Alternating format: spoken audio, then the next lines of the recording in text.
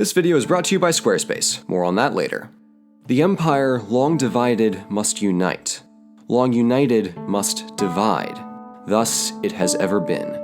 So opens the famous Chinese tale, The Romance of the Three Kingdoms. Or, to put it another way, China's whole again, then it broke again. And that's honestly pretty accurate. The story of China is a very long, often winding, and all too frequently shattered enterprise, but it is damn interesting. So, to find out what's causing this 3,000-year-long dance of unifying and fragmenting, let's do some history. To start, every civilization needs water in some form or another. Egypt has the Nile, Mesopotamia has the Tigris and the Euphrates, and China has the Yellow River. The earliest records of centralized civilization in China point to the Yellow River Basin as the cradle of that civilization. But written records only tell part of the story, and in China especially, there's a pretty shocking gap between what our sources tell us and what we've found archaeologically in the past century all across the country. So for instance, the Yangtze River to the south was once regarded as a later development during the Chinese Bronze Age, but nope, there was all kinds of separate stuff going on down there before we ever see significant textual evidence for it. So back to the Yellow River. From what we know, civilization got properly going during the reign of the 5 semi-divine and almost certainly legendary emperors. The last one, Emperor Yu, founded the also likely mythical Shang Dynasty in the 22nd century BC. And real quick, on the subject of names, despite 2 Chinese-speaking friends very generously coaching my pronunciation, I am still sure to fail, so blanket apology. Skipping ahead to sturdier footing, we have the definitely real Shang Dynasty, who ruled from the Yellow River Basin during the Chinese Bronze Age. But even here, we found boatloads of evidence for distinct cultures with regionally unique bronzework, implying fairly independent societies across China. And there's also a decent chance that the Shang and later Zhou dynasties overlapped. I recognize that this is all a bit too hazy, but I hope that you can see why this might be a very contentious issue, and we're still discovering new things all the time. So even more so than usual, general disclaimer that academics are currently spilling rivers of ink debating some of what I'll cover in this series. And speaking of writing, things, our first glimpse of the written Chinese language comes from the Shang Bronze Age, where oracles inscribed turtle shells and bones with predictions before hucking them into a fire to see how they cracked and which statements were verified. The writing, though obviously super old, is still recognizably Chinese, and the quality implies that the script had been around even before that. Plus, the hefty collection of turtle shells we've dug up indicates that this was a regular, if not daily, procedure.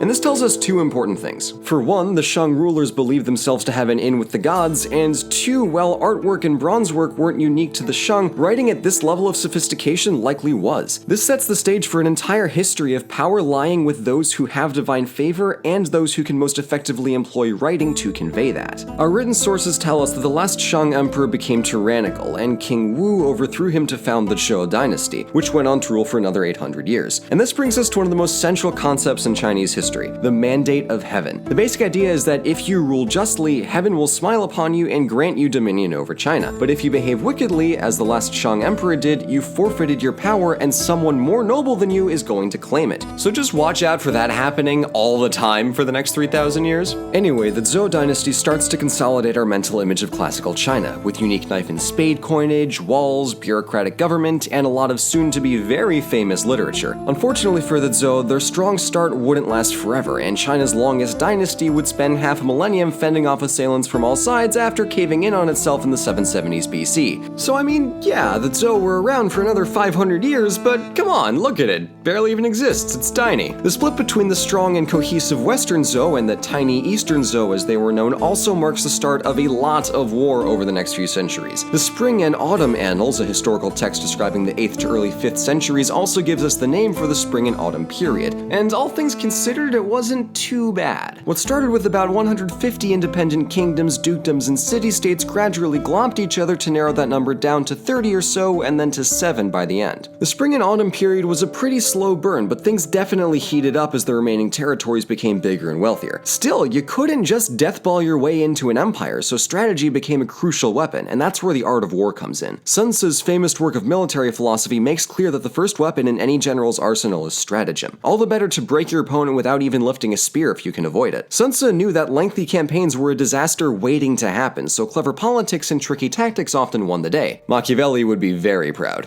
So with all this high-level politico-military strategery going on, these states would sure do well to have a smart person or two on hand, and the latter portion of the spring and autumn period saw a rise in the power and influence of educated aristocracy. One such scholarly gentleman was a guy who saw no greater purpose in life than serving as a government bureaucrat. No, but like, seriously, career prospects were way different back then. So anyway, this guy traveled around China for 13 years, accomplishing not much of anything. The career of this Kong Cho looks like a complete failure at face value because it kind of was. But fast forward a few hundred years and his assorted teachings come to us through arguably the most foundational work of Chinese philosophy, the Analects of Confucius. Look at that. Pulled a sneaky on ya. In a world dominated by conflict and political duplicity between competing states, Confucius taught the value of gentlemanly virtue and adherence to cultural norms of conduct and respect. He had a very particular view of the past as holding valuable instruction for his largely wayward times, and you can argue the subtext here is, hey guys, if any of you want the mandate of heaven, you better get your damn act together. But he was also simply teaching everyday people how to cope with stuff being all crazy and invadey all the time. Keep a routine, be a good person, those ideas come up a lot throughout world history. Confucius was far from the only active philosopher, as the famed 100 schools of thought were writing philosophy like there was no tomorrow because sometimes there wasn't. Some other thinkers to note are Yangtze, who elaborated on Confucian thought half a century later and codified much of Confucian philosophy for later use. And also, very much counter to all of this was Lao Tzu, who is cited as the philosopher behind Taoism and the author of the Tao Te Ching, though there is some debate on that one too. I could easily keep going on Confucianism and Taoism for another 30 minutes, but suffice to say the hardest times can produce the wisest works, and oh boy, were times starting to get hard. The spring and autumn period gave way to the proverbial winter that was the Warring States period, when things got much grimmer on the combat front as the remaining powers in China became fiercer in their bid to be the last one standing. Perhaps no surprise, considering the few remaining kingdoms gained considerable wealth and power along with their territory. The dwindling number of states also coincided with much stronger centralized governments, as only the states that could recruit, equip, and mobilize large armies could survive in the first place. And speaking of states that were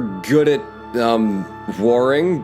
Blue, you're really killing it with the transitions today, aren't you? The Qin Kingdom became fiercely legalistic and ruthlessly expansionist in the late 4th and 3rd centuries BC. For one, those guys loved their crossbows, and I honestly can't blame them because crossbows are dope, but more alarmingly, they had a clear take-no-prisoners policy, and that applied to civilians as well. So their armies pushed east and conquered the remaining kingdoms, unifying China under the Qin banner in 221 and granting their king the title of Shi Huangdi, first emperor. Given the brutality of their methods, you may wonder if they deserve the mandate of heaven after all, and heaven seems to have wondered the same, as the Qin Dynasty collapsed a few short years after the death of Shi Huangdi. Still, the Qin are a landmark moment for the birth of a true Chinese empire, and the name China itself comes from the Qin Dynasty, kind of. The etymology actually goes through about 5 other languages before we get China, but point stands. Short as his dynasty was, Shi Huangdi made some important innovations to literally pave the way for centuries of future Chinese empires. In addition to editing and standardizing the Chinese written language, the Qin engaged in fantastically huge building and infrastructure projects from walls and roads to insane royal structures. Some descriptions of Qin architecture have been mocked as overly fanciful, but after we discovered the terracotta army in the 1970s, everybody stopped laughing real fast. A couple of years after the emperor died from what the doctor promised was an elixir of immortality, but in all likelihood was a one-way ticket to mercury poisoning, the empire was up in full revolt against the Qin. Out of a fierce but mercifully brief civil war arose the Han Dynasty under Liu Bang, ruling over most of China by 202 BC. During the 400-year-long and largely peaceful reign of the Han, Confucianism emerged as a state philosophy after the Qin went on a book-burning spree. Whoops, yeah, that happened. Anyway, the Han retained a firmly legalistic framework, but they weren't draconian about it. Instead, they focused on actually being a good empire by expanding the bureaucracy. This period also saw the introduction of circular coinage, paper and silk production, early hydraulics, and cool astronomy, plus more Taoism. You can never have enough Taoism.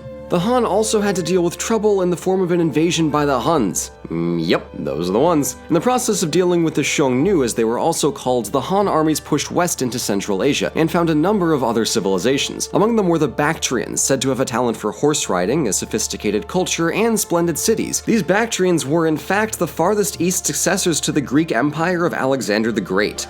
What? Yeah, the Kings and Generals channel has a fantastic two-part series on this, so I'll honestly just point you to him. But the short of it is that the Han wanted some of these heavenly horses from the backtrains to help fight the Xiongnu, and after an unproductive round of haggling, they sent a giant army to the city of Daiwan, aka Alexandria Escate, sacked it, took the heavenly horses, and yoinked a large share of the territory in the Tarim Basin on their way back. It's after pushing this far west and establishing contact with the various states of Central Asia that the Han began trade relations that would carry goods all the way to the Mediterranean, most famously, silk. This Silk Road became a backbone of the Han economy for the next few centuries and helped kick the Han Golden Age into high gear. And also, the Han defeated the Xiongnu with the help of those heavenly horses, though the historian Sumac Shen noted presciently that this was likely only the first round of a much larger conflict. And on that subject, Sumac Shen, the Han's court historian, produced one of the greatest works of history, period. His Shiji, aka Records of the Grand Historian, compiled at the turn of the 1st century BC, is a really big deal for China and for history. Basically, he wrote a 12-chapter narrative history from as far back as he could find up until his present day. He also included 30 histories about individual states and a further 70 standalone biographies. It is exceptionally thorough while remaining fairly flexible to read. Though in the process of writing his history, Sumac Shen may have committed some light treason by speaking a little too openly to the emperor about his opinions. As a result, he was cast out and castrated, but he did get to finish his life's work, and history is all the richer for it. The following decade saw the Han rise to its greatest extent, stretching down along the eastern coast, eastward towards Korea, and westward into Xinjiang. The bureaucracy also grew during this period, becoming more efficient at acquiring and spending tax revenues broadly and locally, as well as employing mandatory conscription labor to build public works. Life was peaceful, culture was booming, resources were plentiful, it was a good time for everyone involved. Of course, it's usually after a long run of things going well that politics tend to sour, and the heads of state turned away from Confucianism to reprise the harsher tactics and expansionary worldview of their Qin predecessors. You've seen this before, and you'll see it again. Someone's empire is about to get dunked on, and a steady parade of terrible omens for half a century made it very clear that Heaven's mandate was about to scramdate. So, one enterprising Confucian scholar named Wang Mang carried out a very peaceful usurpation of the throne with every intent to set things right and start a new dynasty. Unfortunately, things didn't work out great for him. He had some interesting reforms, but he was paying too much attention to whether or not his bureaucrats had the right titles and ignoring how the Yellow River was constantly flooding. No surprise that he too got the boot.